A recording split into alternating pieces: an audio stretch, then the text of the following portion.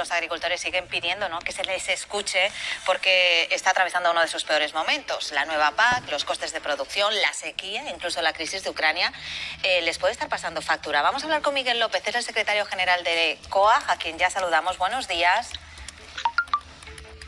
Hola, buenos días. Bueno, lo estamos contando, ¿verdad, Miguel? ¿Qué le voy a decir yo a usted? Estamos viendo la peor sequía en muchos años. Tenemos los pantanos en Andalucía, bueno, prácticamente por debajo del 30% de su capacidad. Están en juego muchos cultivos si no llueve. El viernes pasado ustedes volvían a protagonizar una tractorada pidiendo ayudas. Ayer mismo escuchábamos al presidente del gobierno, señor López, decir que se iban a destinar 1.000 millones de euros de ayudas al sector agroalimentario, y hoy el Consejo de Ministros también tiene previsto aprobar un plan alternativo para el sector. ¿Qué le parece a ustedes? ¿Cómo llegan estas ayudas a tiempo? No, pero mira, y además no se trata de esto, ¿vale? Yo el tema de los anuncios así en público, entendemos que a mí personalmente no me sirven para nada. Hay un contexto ahora mismo que yo denominaba el otro día la tormenta perfecta, y es que estamos en una situación donde los costes de producción se han ido de las manos. Nosotros ya no sabemos qué vamos a hacer en esta campaña. Y hay que entender que el campo funciona año a año, porque además tenemos otras adversidades, como usted acaba de decir, el tema de la sequía, donde no sabemos si sembrar en secano, que ya mismo hay que estar sembrando, va a servir para algo, no sabemos si el cereal que hemos puesto va a llegar a algún sitio, todo el tema de los cultivos permanentes, los leñosos me estoy refiriendo, no sabemos qué campaña vamos a tener, porque el invierno no ha llovido y el vaso de estas plantaciones no se ha llenado.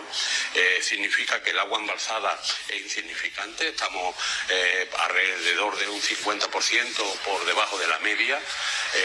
Entonces estamos en una situación de crisis real, es decir, no hay... Entonces, y además estamos perdiendo mercado porque el tema de las importaciones no se están controlando, estamos asistiendo con las importaciones incluso a alertas sanitarias, por lo tanto una pérdida de credibilidad en los mercados internacionales, porque muchas de esas producciones las comercializamos nosotros. Entonces, bueno, el contexto es quizás la tormenta perfecta. Para colmo, en Andalucía, no en otras regiones, pero en Andalucía la reforma de la PAC nos trae unos recortes de más de 700 millones de euros en el periodo. Ya la reforma anterior nos quitaron 900. En fin, estamos en una situación bastante delicada. Entonces, hombre, querer que Andalucía se convierta también, como decía el presidente, le he oído esta mañana, en una industria energética limpia, tal, cuando sabemos que los fondos están viniendo de Canadá, de no sé dónde, de no sé cuánto, no sé si el valor añadido se va a quedar aquí, pero estimo que no. Probablemente lo que se produzca aquí en base a nuestras condiciones naturales lo vamos a tener que comprar y además pagar caro, y que el beneficio, en definitiva, se vaya hacia afuera. Yo diría que hay que pararse y sentarse. A nosotros ya no nos vale una solución ni siquiera con el Ministerio de Agricultura solo. Necesitamos que se siente economía, que se siente exteriores, que se siente, evidentemente, comercio, que se siente medio ambiente, que nos sentemos todos y que busquemos una solución si queremos mantener un tejido productivo, profesional, y tener garantizada que la alimentación siga en nuestras manos, porque nos están entrando los fondos de inversión, están haciendo superplantaciones de un modo intensivo y además de unas dimensiones desconocidas hasta el momento en nuestro país, y vienen a por la alimentación. Desde que Bill Gates invirtió en tierra en Estados Unidos, podríamos decir, esto se ha expandido ya por todo el mundo, y en el caso concreto nuestro vienen a por producciones que son estratégicas, como es el caso del aceite, o los frutos secos, o incluso los aguacates. Sí, señor López, lo ha comentado usted en varias ocasiones, incluso hace no mucho en esta misma mesa, que usted insistía en este asunto en particular y que me parece interesante porque es poco conocido. ¿A qué se refiere usted exactamente con que la legislación o la PAC, o no sé exactamente, usted me lo dirá, está permitiendo esta llegada de fondos de inversión que están contribuyendo a que al final la tierra se quede pues en menos gente de la que todavía está? Sí, mira, vamos a ver, la cuestión es la siguiente: nadie tiene prohibido invertir en el sector agrario, porque, es decir, para ir a un juicio pues hace falta ser abogado y que estar reconocido por un colegio, y además al mismo tiempo tal. Las inversiones en el campo las puede ser cualquiera, ¿no? Cualquiera, sin ningún tipo de cortapisa. Lo que sí está claro que acceso a los fondos de la PAC no había. Mira, si recordáis, en un principio nosotros tuvimos un enfrentamiento tremendo con el Ministerio de Agricultura porque querían poner una ayuda por superficie, y nosotros dijimos decimos que no. Es decir, la PAC en estos momentos cubre en nuestro país 19,5 millones de hectáreas aproximadamente. Si dadas de alta, podríamos decir, reconocidas en el SIPAC, hay del orden de 32 millones de hectáreas. Si esto es así, significa que si nosotros aplicamos a una ayuda y a todo el SIPAC, pues bueno, en este caso, la medida verde, podríamos decir, lo que nos han quitado del presupuesto, es que antes pagábamos, o sea, cobrábamos como pago verde, que era un 30%, en este caso nos detraen un 25%, de eso es el acuerdo del Parlamento y de la Comisión. Bueno, pues esto el Ministerio ha decidido aplicarlo al SIPAC. ¿Qué significa esto? Hombre, no van a ser los 32 millones de hectáreas porque ahí hay una parte importante que es de esa.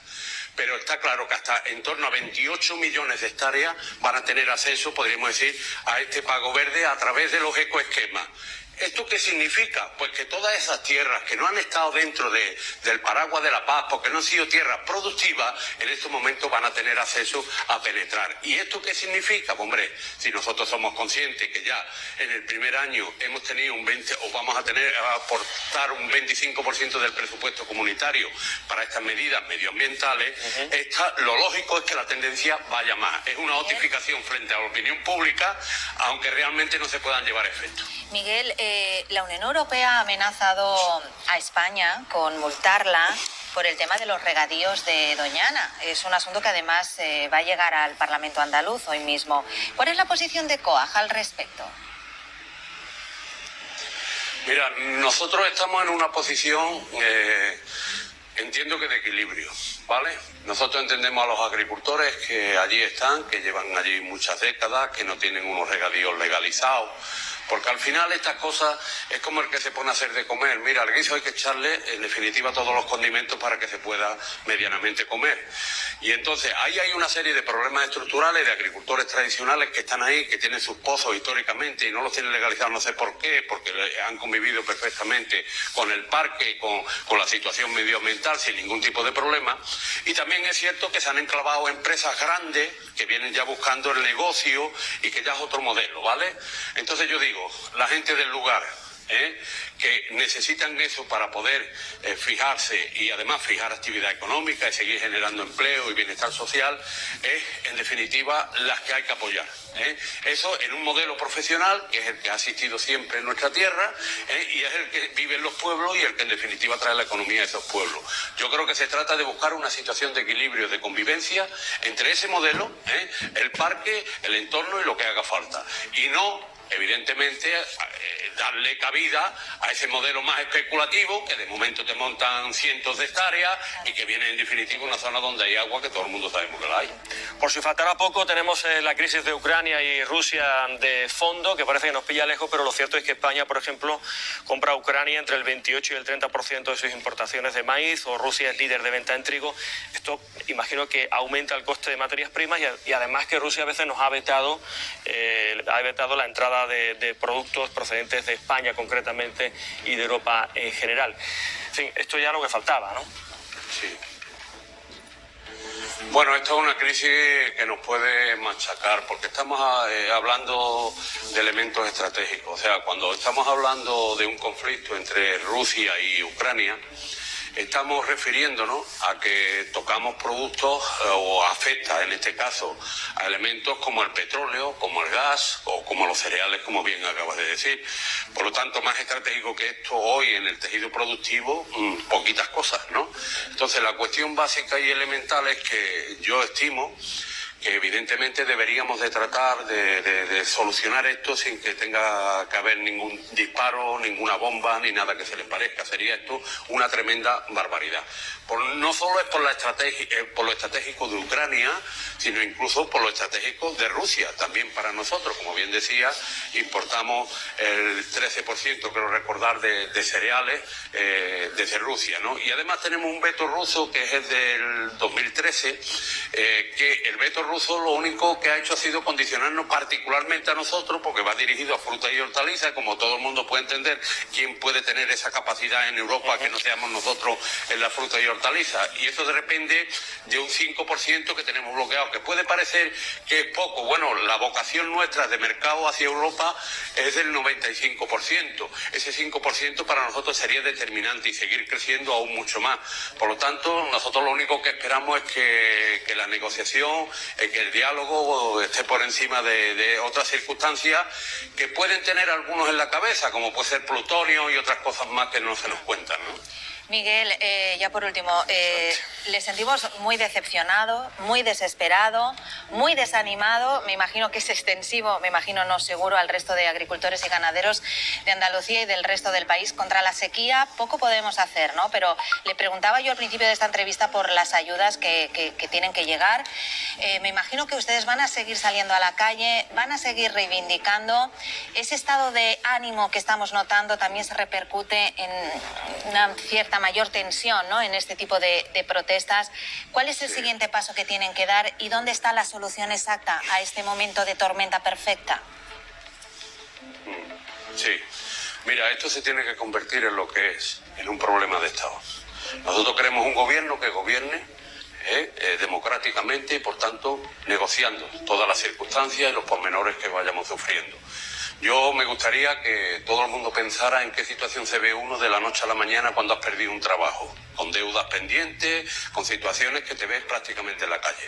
Nosotros no somos menos, mira, nosotros somos, la mayor parte de nosotros somos autónomos, ¿vale? Tenemos que salir todos los días a buscarnos el pan y horas no sé ya ni cuántas echamos. Yo algunas veces no las puedo ni contar. Y lo único que digo es que estamos en un nivel de endeudamiento que estamos un 70% por encima del sector a nivel nacional. Sin embargo, nosotros es a los que nos recortan, ¿de acuerdo? ¿Esto por qué se hace? Yo no lo entiendo.